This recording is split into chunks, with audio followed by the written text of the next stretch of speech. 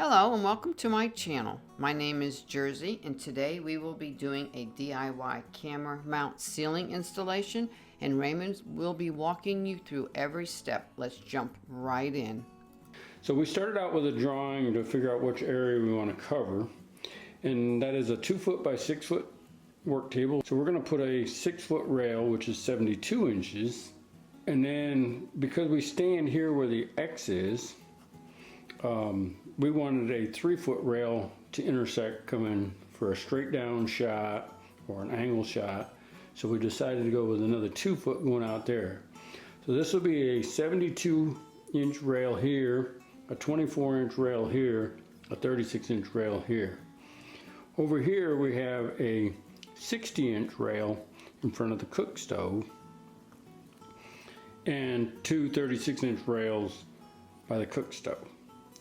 So what I did is I created a material list, one 60-inch piece, one 72-inch piece, and three 36-inch pieces, and one 24-inch piece.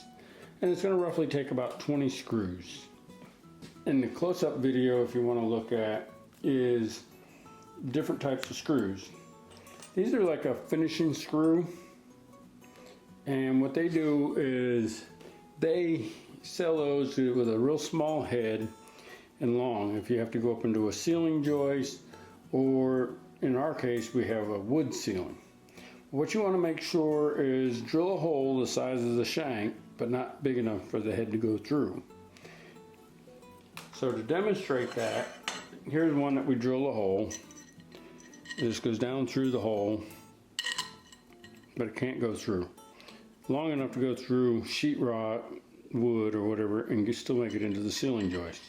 The other thing is a angle brace. I got this. You can get it anywhere. It doesn't have to be this heavy, depending on how heavy the camera is, mics, or whatever. But this will get you an angle off of the rail and get you for straight down shots or get you where the lighting is. This is a ram mount system, and what we did is we purchased this to stick your iPhone in. So you just stick your iPhone in there, you clamp it, and it has different angles so you can tilt it, you can offset it, whatever. So that works really well. Now this one came with a T-slot bolt that when we get up on top, and then as you tighten this down, it will stay stationary. So that's for the iPhone mount. Then I purchased different things. This was for the mount system. This would screw into there with a regular screw. This gives you can put it into the rail with a slide bolt. So you just take one of these and it will screw up into there and thread down into there. Now you can use several things. You can mount this into the mount, but it's just different things. To get to hold the turn knobs in, you can get rubber washers, and it'll hold your turn knobs in place so they don't fall out. Or you can get bolts with heads that will slide up and down, and you have to get a jam nut. Let's get right into the rail. I ordered all that list and get it from Amazon or some other places. And around 3.5 inches, 18 inches to the center, and drilled up my hole. Same thing with the long one. As you will see, one of them is silver. They charge you more for the black. It would have cost us another $18 to get the 5-footer in black. So when I'm all done, I will spray paint that black and you won't have a problem. Same thing with these angle rails. After you get them all drilled, laid out, you have a drawing of where they're gonna go. Go up in your ceiling, make your marks to the center, lay out your ceiling joists if you're necessary. In this case, I offset it just a little bit of the table so that I could have up and down in front of the table. And I can center right and left behind the person or in front of the person for different angles of shot. So I'm going to find roughly the center, mark it out. We're going to take our 72-inch rail, grab a couple of our longer screws. So there's 4 in total.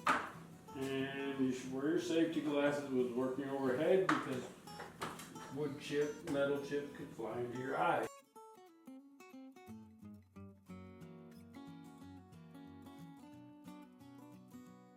There's our big rail.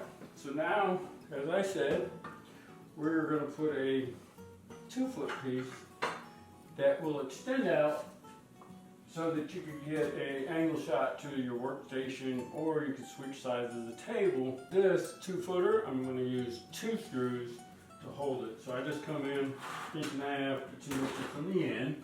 Button up against there, you won't need an end cap, but as you can see, I put an end cap where you'll see it so that it's more decorative.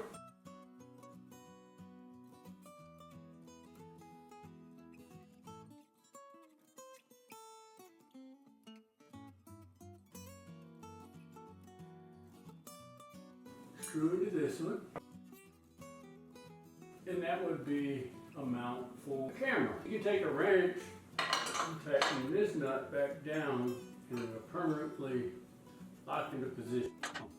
This requires a ladder each time you want to move it. Purchase these turn knobs so that you can do it without ladders and accessories. But our camera will mount right here. Slide it to where you want it. So for a down shot toward the person, you can bring it roughly in the center and just spin it around until it tightens up. Snug it down. Now, as you can see, this one loosens up for different angle down, or you can loosen the top one up and adjust straight down, angle, however you want. And that's for the phone. All you do is squeeze it together, put your phone in. It does come with a safety rubber that will ensure your phone doesn't fall out by accident.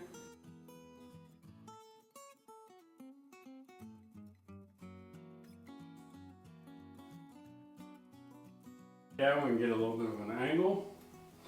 So we're going to put these side pieces on just to give you another place to put your track.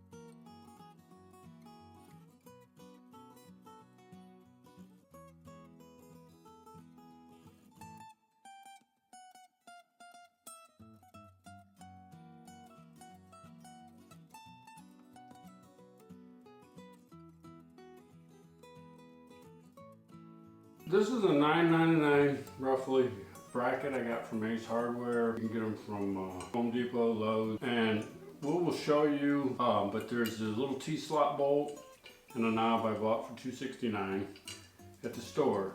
And this just started on there like that. Slide it in the rail to wherever you want it, and then snug it down.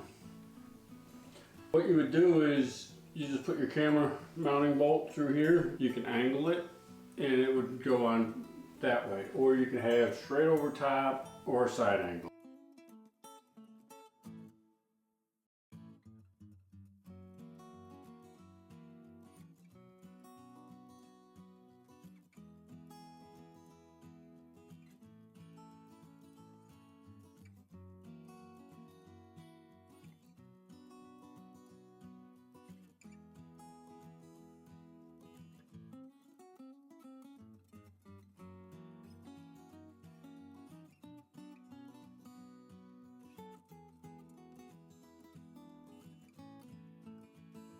So this is a straight down shot. If you wanted to slide it over to adjust it, you would loosen this jam nut up, or your turn knob, whatever you have, slide it into position. The thing is, if you need to go over to the cook stove or to a new location, just hold the camera firmly, loosen the knob, hold the camera up.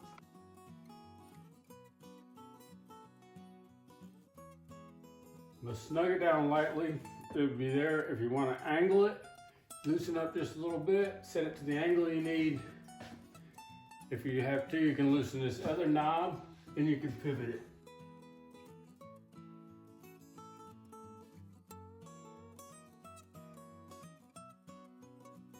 The other one I'd like to show you is the iPhone mount. What we're going to demonstrate how easy the phone is to go in and out. So you grab your phone securely, pinch it, lift it out. To go back in, pinch it, set it in, ensure it's firm.